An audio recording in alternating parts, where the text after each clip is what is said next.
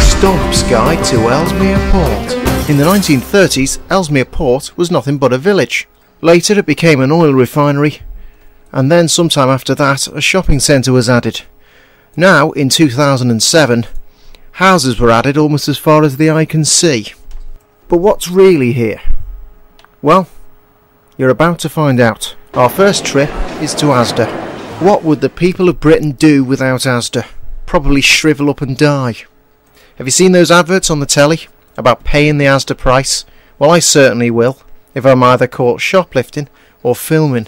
I've just been told to get out, otherwise my ass will become red raw. So I'm going to hang around the port arcades instead. I feel like a cigarette, but unfortunately there are loads of signs telling me that I can't light up.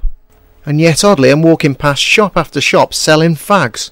Talk about double standards. Thrifty people, aren't they, in Ellesmere Port? Everything for £1? Well, not good enough for me. I'll only be going in there when they sell a telly. But I'm not getting a black and white. I'm too much of a snooker fan. I don't know what I'm doing filming this road, but do you remember Dorothy from The Wizard of Oz? Her granddaughter lives in one of these. Well, when I went south from Ellesmere Port town centre, down Stanley Lane, I thought eventually I would reach open fields. And I did. But then this appeared, Cheshire Oaks.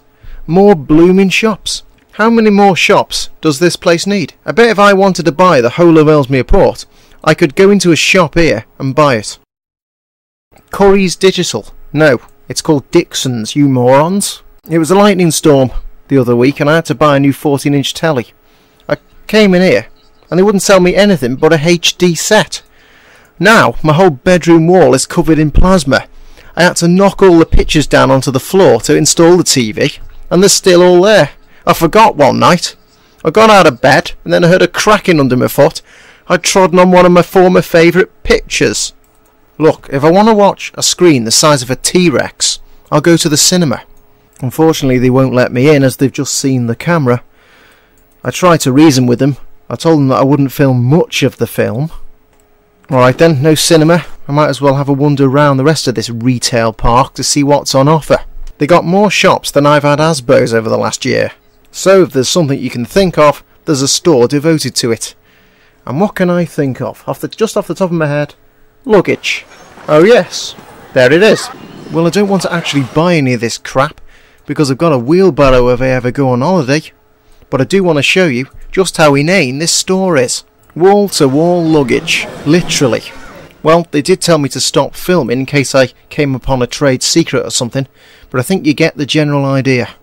Well, I managed to find enough coins on the way home up Stanley Lane back to the town centre and the bus station to afford the fare.